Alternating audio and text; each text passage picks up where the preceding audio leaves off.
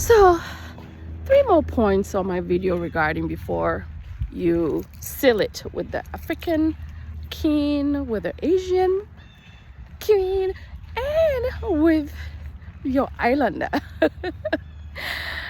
So if they never apologize for anything they do, right? It's no apology. They don't believe in apologies. They don't ever say, I'm so sorry, babe.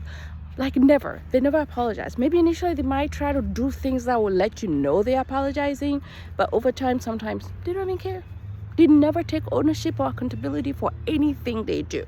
Literally. And you'll be hurting, wanting them to apologize, and you're gonna spend a lifetime waiting for them to apologize, and they will never own it, accountable, or do it differently. And you hurt and you cry.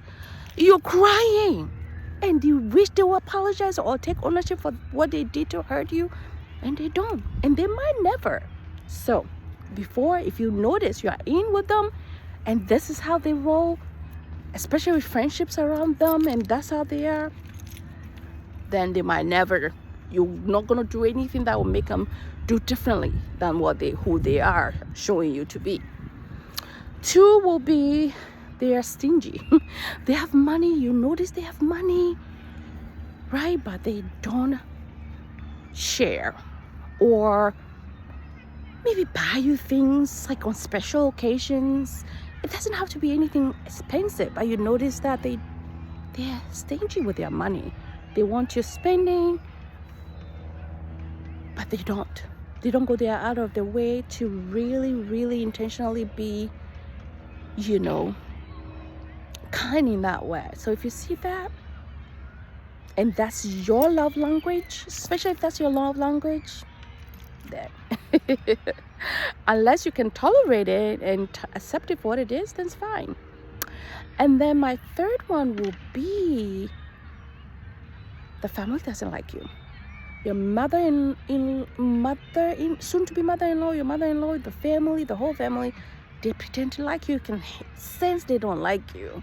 And your inner is like, if I do this, if I'm kind enough, if I cook, if I clean, you're cooking and cleaning. They haven't even married you yet, or they don't seem to like you. They're saying all kinds of things about you. And you're like, you think if you get in there with them, if you do this and that enough for them, then they will see you. You need to see yourself first, right? So family doesn't seem to really like your mother.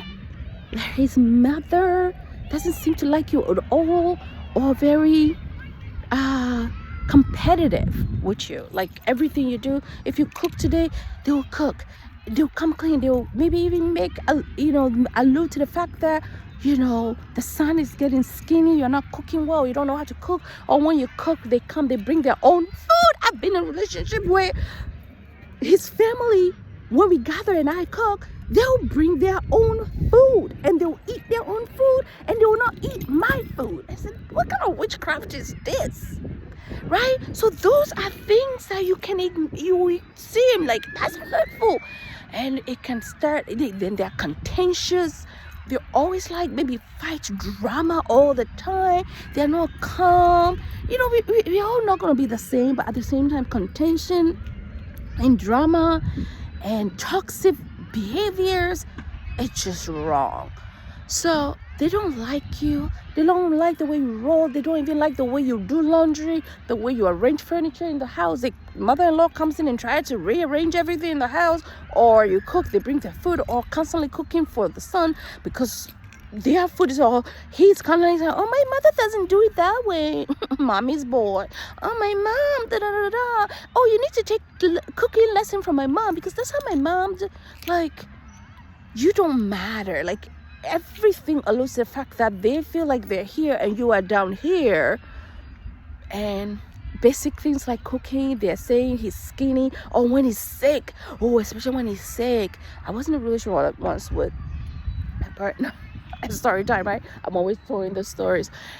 And anytime he catches a cold, it's almost like the world is about to end, and he'll make it so dramatic, like, oh my God, I'm dying, I can't even, and he'll make his voice on the phone talking to whoever, his friend or his mother or his siblings, and they will start calling, oh, he said he's sick, did you give him this, did you give him that? And they'll give you a suggestion of things you need to do for him to feel better. I'm like, first of all, even if I wasn't in the healthcare field, you don't think that I know what to do? Or like they see your child like having a little bit of a runny nose or something. Oh my God, did you do this? Did you put him that? Did you do that? Did you do this? Did you steam him? You're like, I don't know what to do when my own child is not feeling well. Like you don't know how to be a mother, you don't know how to be a wife, you don't know how to be a girlfriend, you don't know how to be a fiance, you don't know how to take care of a man, you don't know how to take care of a home.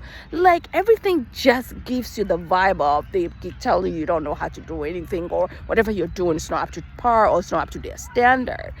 So those are the red flags.